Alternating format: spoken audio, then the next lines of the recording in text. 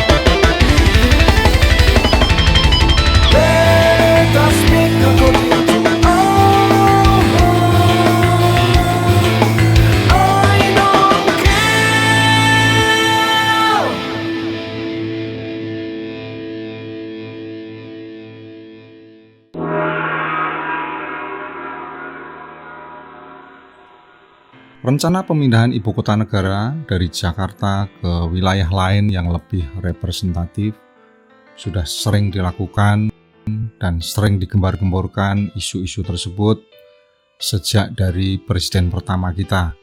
Tapi benar-benar Pak Jokowi yang berani mengeksekusi menjadi kenyataan. Seperti biasa, pro dan kontra dalam sebuah pembangunan besar pasti akan terjadi. Pro dan kontra berisi perdebatan tentang strategi, tentang ekonomi, pembiayaan, politik, dan semua hal yang berkaitan dengan proses perpindahan ibu kota tersebut. Langkah konstitusional dari pemerintah telah dilakukan. Telah diterbitkan sebuah undang-undang Nomor 3 Tahun 2022 tentang IKN. Yang telah diterbitkan tanggal 15 Februari 2022. Wilayah IKN akan berbentuk menjadi sebuah wilayah otorita, maka wilayah tersebut nantinya akan dipimpin oleh kepala otorita. Bagian yang paling diprioritaskan dalam pembangunan IKN ini dalam tahap awal adalah pembangunan KIPP. KIPP adalah kawasan inti pusat pemerintahan. Rencananya Pak Jokowi akan mengadakan upacara bendera tanggal 17 Agustus tahun 2024. Jadinya diharapkan nanti pada saat pergantian atau sebelum pergantian presiden yang baru, Istana Presiden dan fasilitas-fasilitas kenegaraan sudah terbangun dengan sempurna.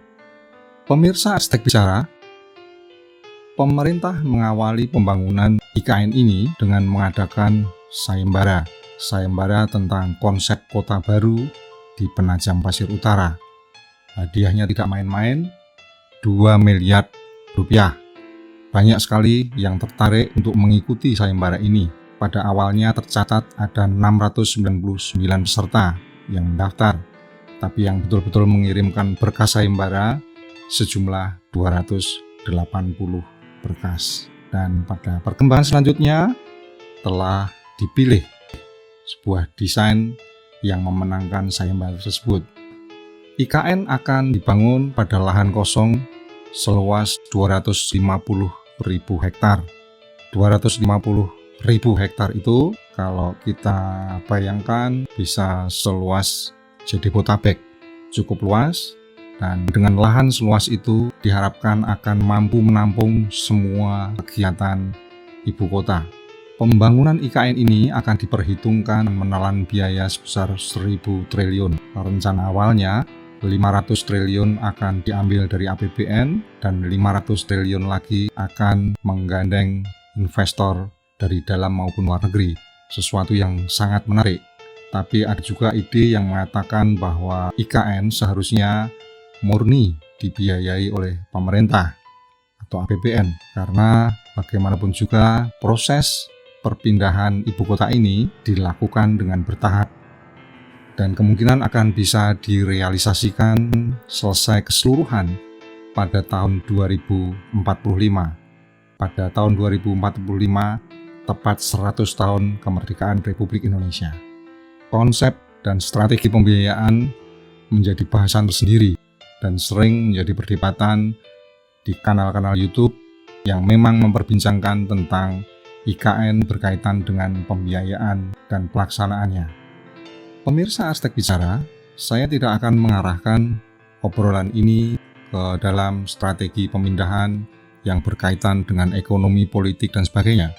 Karena kanal ini tentu saja akan lebih memfokuskan pembahasan IKN ini yang berkaitan dengan arsitektur.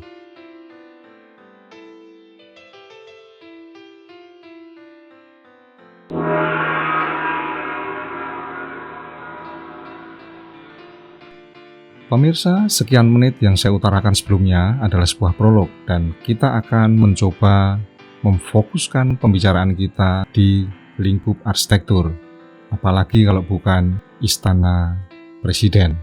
Kontroversi desain Istana Garuda dimulai pada 27 Februari 2020, di mana saat itu Menteri PUPR mengadakan sayembara desain yang sifatnya tertutup, dan karena tertutup maka secara subjektif PUPR memanggil beberapa orang. Beberapa orang yang dipanggil adalah Andra Martin, Yopi Yoludi, Yori Antar, Sibarani Sofyan, dan Nyoman Warte. 4 orang diambil dari praktisi arsitektur dan 1 orang diambil dari pematung. Kelima peserta diperintahkan untuk merancang atau memberikan gagasan desain 11 objek. 11 bangunan gedung khusus IKN, diantaranya Istana Presiden, Istana Wakil Presiden, Kompleks MPR, DPR, dan DPD, Mahkamah Agung, Lembaga Kementerian, dan tempat ibadah. Tempat ibadah ada masjid, gereja Katolik, gereja Protestan, vihara, pura, dan kelenteng. Tapi pada perkembangan selanjutnya, mungkin dimaksudkan untuk meredam protes dari IAI atas hasil sayembara yang kontroversial tersebut. Untuk Istana Wakil Presiden dan gedung-gedung yang lain, pemerintah menggelar kembali sayembara yang bersifat lebih terbuka. Dan berselang cukup lama, kemudian PUPR mengumumkan hasil sayembara yang pertama, yaitu sayembara konsep gagasan desain Istana Presiden. Hasilnya sangat menggemparkan dunia arsitektur Indonesia, karena pemerintah atau presiden memilih desain dari Nyoman Warte yang berbentuk burung Garuda akan dipilih menjadi bentuk Istana Presiden di IKN. Yang menjadi perdebatan adalah bentuk burung Garuda dan sang kreatornya adalah Nyoman Warte, yang memang bukan arsitek tapi adalah seorang pematung. 4 asosiasi yang berkaitan dengan profesi arsitektur melakukan protes terhadap hasil pengumuman tersebut. Di antara asosiasi tersebut adalah IAI, Ikatan Arsitek Indonesia, GBCI, Green Building Council Indonesia, IARKI, Ikatan Ahli Rancang Kota Indonesia, dan IALI, Ikatan Arsitek Lanskap Indonesia. Dari penolakan adalah sistem sayembara yang telah dilakukan dengan sistem tertutup, dengan sistem subjektivitas untuk memilih para pesertanya, dan keikutsertaan 1 orang pematung, dan bahkan kemudian karya dari Nyoman Warte dipilih menjadi pemenang sayembara. Pemerintah berusaha meredam dari protes-protes dengan membuat sebuah forum pengkayaan desain Istana Garuda Tapi apa yang terjadi? Praktisi yang diundang ternyata menolak. Penolakan atau resistensi dari hasil sayembara memunculkan dua kubu yang saling berseberangan. Di satu sisi ada IAI yang didukung oleh asosiasi berkait dengan Arstek, dan sisi lain pemerintah yang telah memilih Nyoman Nuarte sebagai pemenang sayembara. Dan kehebohan ini bisa kita cek dalam media-media online, dan bahkan menjadi trending topik pada saat itu. Istana Burung Garuda atau Istana Garuda yang akan diterapkan di IKN itu mendapat penolakan-penolakan dari berbagai kalangan masyarakat. Apa sebenarnya yang terjadi sehingga muncul dua kubu yang saling berdebat dan saling membuat klaim kebenaran? Coba akan kita bahas kedua pendapat tersebut, tentu dengan narasi-narasi yang lebih berimbang.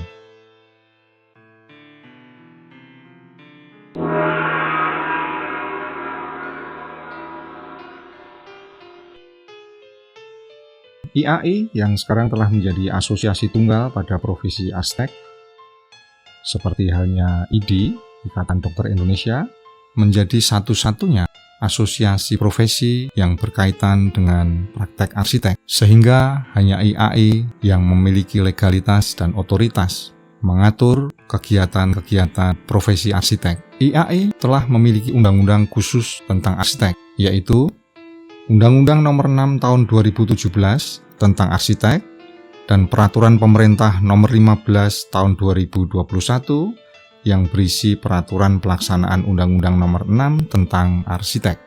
Pada pasal 1 ayat 2 pada Peraturan Pemerintah Nomor 15 Tahun 2021 menyebutkan bahwa praktek arsitek adalah penyelenggaraan kegiatan untuk menghasilkan karya arsitektur yang meliputi perencanaan, perancangan, pengawasan, dan atau pengkajian untuk bangunan gedung dan lingkungannya, serta terkait dengan kawasan dan kota.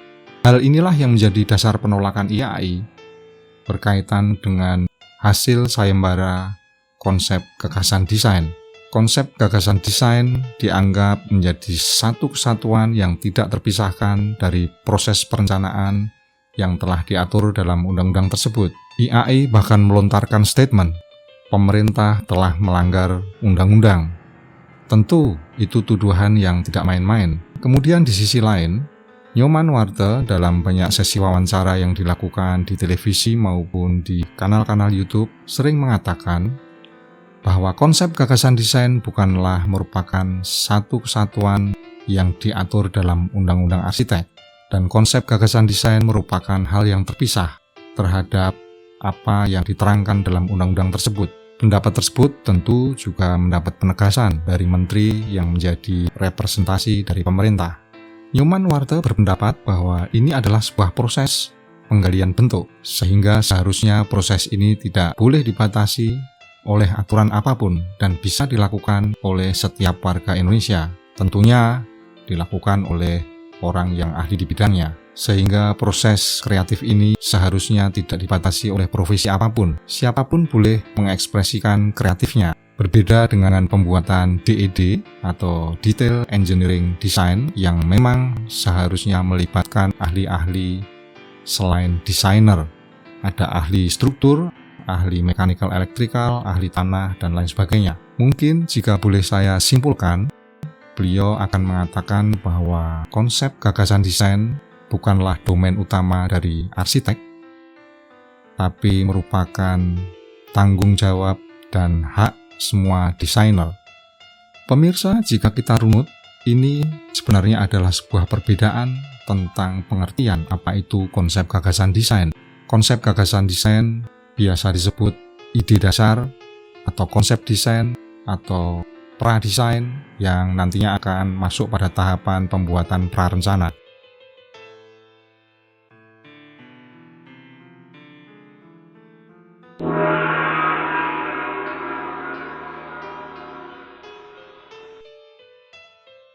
Sebenarnya apa yang dimaksud dengan konsep gagasan desain? Yang dimaksud dengan konsep gagasan desain adalah sebuah proses awal Tentu yang kita maksudkan adalah sebuah konsep awal dari perencanaan objek arsitektur. Konsep ini bisa berupa narasi-narasi tekstual yang bisa juga disertai dengan presentasi grafis berupa sketsa atau penggambaran-penggambaran perspektif dari sebuah karya arsitektur.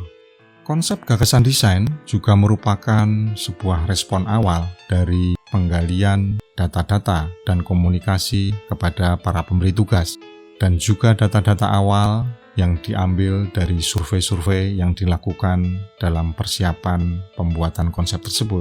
Tahapan konsep gagasan desain ini memang merupakan sebuah tahap yang spesifik dibandingkan dengan tahapan selanjutnya, karena di sini peran pemberi tugas tentu menjadi faktor penentu yang lain. Ada banyak sekali faktor-faktor luar yang mempengaruhi seorang desainer untuk menentukan atau mengusulkan konsep gagasan desain ini.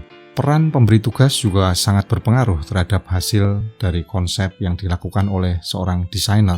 Perbedaan cara pandang dan pemahaman tentang pendefinisian konsep gagasan desain inilah yang menjadi perdebatan panjang dari kedua belah kubu yang saling berseberangan. Beberapa praktisi arsitek bahkan sering terjebak pada penilaian-penilaian yang bersifat substansi dari hasil desain. Penilaian komparatif dan kritik-kritik juga sering dilayangkan dari praktisi arsitek terhadap desain Istana Garuda yang didesain oleh Nyoman Warte. Beberapa di antaranya juga bahkan menilai tentang proses pendekatan desain yang dilakukan oleh Nyoman Warte. Kenapa itu dilakukan dengan metafora? Karena metafora tentunya dinilai sebagai sebuah proses desain atau konsep desain lama yang telah ditinggalkan oleh para arsitek zaman sekarang. Karena kita memang banyak mendapatkan tuntutan-tuntutan tentang apa-apa yang berkaitan dengan green arsitektur atau zero emission atau zero carbon dan lain sebagainya. Pemirsa Arsitek Bicara, saya tidak begitu berminat untuk membuat sebuah kritisi dari desain Istana Garuda karya Nyoman Warte. Sebuah karya, apapun itu bentuk dan prosesnya, tetaplah sebuah karya yang pantas dihargai sebagai sebuah produk kebudayaan. Saya lebih mempercayai tentang penilaian-penilaian tersebut kita serahkan kepada masyarakat. Biarkan masyarakat menilai seberapa berharganya karya tersebut setelah hadir dalam lingkungannya. Toh, banyak juga karya arsitektur atau karya seni yang terlahir secara kontroversi, tapi pada akhirnya, pada perjalanannya, banyak masyarakat yang menerima. Sebut saja Parc de la Ville karya Bernard Sumi yang terpilih dalam sayembara internasional yang diikuti oleh 470 peserta. Dan tidak main-main, Bernard Sumi menumbangkan arsitek-arsitek besar seperti Rem Koolhaas, Zaha Hadid, dan Jean Nouvel yang juga turut berkompetisi. Parc de la Ville karya Bernard Sumi menerjemahkan pikiran-pikiran filsafat dekonstruksi Jacques Derrida sehingga karya tersebut biasa disebut arsitektur dekonstruksi. Apakah kehadirannya kontroversi?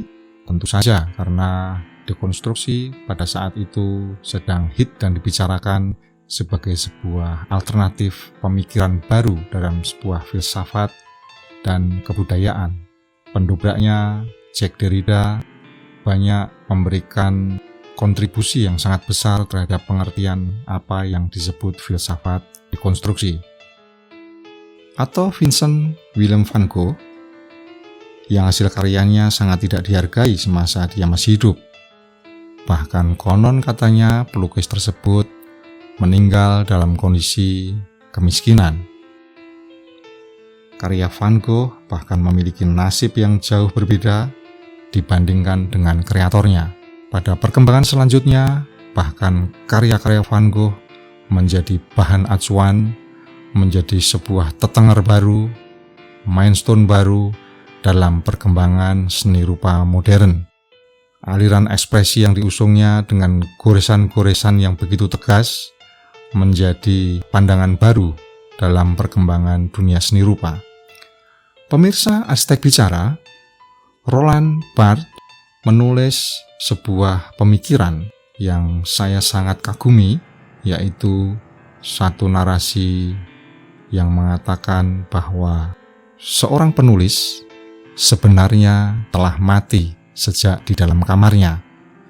Dan tentu kalau itu kita terjemahkan dalam karya arsitektur atau seni yang lain, bahwa arsitek atau kreator seni sebenarnya telah mati sejak berada dalam studionya. Menarik sekali. Oleh karenanya, memang saya lebih sependapat bahwa sebuah karya akan memiliki nasib tersendiri dan akan menentukan nasibnya sendiri setelah karya tersebut dipublikasikan dan akan menjadikan karya tersebut menjadi sebuah subjek baru. Pemahaman inilah yang membuat saya lebih tertarik untuk membahas tentang perbedaan pengertian antara satu pihak dan pihak lain yang membedakan atau mengungkapkan definisi yang berbeda tentang konsep gagasan desain. Itu tentunya yang lebih menarik dibandingkan dengan harus membuat kritisi-kritisi tentang karya burung garudanya Pak Nyoman-Nuarte. Apa yang seharusnya kita lakukan? Kita tentu harus membuat sebuah diskusi. Tentu kita juga akan melakukan perdebatan-perdebatan tentang pendefinisian kenapa bisa terjadi perbedaan. Kenapa IAI mengatakan bahwa pemerintah telah melanggar undang-undang, sementara pemerintah mengatakan tidak melakukan pelanggaran terhadap undang-undang. Maka materi, isi, dan tafsir undang-undanglah yang seharusnya menjadi objek bahasan diskusi dan perdebatan. Dan peristiwa ini seharusnya bisa menjadi batu pijakan baru dalam perumusan Undang-Undang Nomor 6 Tahun 2017 tentang arsitek. Pemirsa, saya mencoba membuka Peraturan Pemerintah Republik Indonesia Nomor 15 Tahun 2021 tentang Peraturan Pelaksanaan Undang-Undang Nomor 6 Tahun 2017 tentang arsitek. Coba kita bahas di halaman 9. Di halaman 9 pada bagian ketiga, standar kinerja arsitek pada lingkup pelayanan perencanaan bangunan, gedung, dan lingkungannya. Pada pasal 9 tertulis, pemberian layanan praktek arsitek perencanaan bangunan, gedung, dan lingkungannya harus memenuhi standar kinerja arsitek dalam tahapan kerja yang meliputi tahap konsep rancangan arsitektur, pra-rancangan arsitektur, pengembangan rancangan arsitektur, gambar kerja arsitektur, pengadaan, pelaksanaan pekerjaan konstruksi, dan pengawasan berkala. Sebenarnya telah tertuang dalam PP nomor 15 ini, tapi kenapa pemerintah bersikeras menolak anggapan bahwa pemerintah telah melanggar dari peraturan pemerintah nomor 15? Apa yang terjadi? Kemungkinan ada sebuah pemahaman yang seharusnya kita definisikan bersama. Seharusnya kita bisa duduk bersama untuk membicarakan hal tersebut. Kenapa bisa terjadi perbedaan pemahaman tentang apa itu konsep gagasan desain yang tentu terlahir dari sebuah sayembara?